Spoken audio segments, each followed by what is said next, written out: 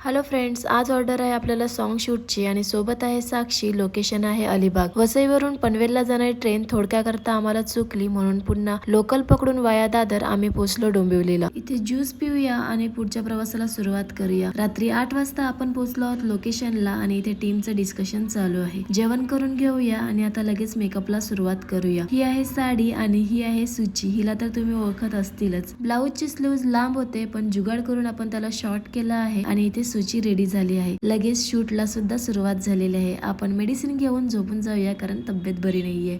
Good morning. सकाळी 6 वाजता आपण उठलो आहोत आणि सुचीला रेडी सुद्धा केलेला आहे. बघा कशी झोपली आहे मेकअप करून.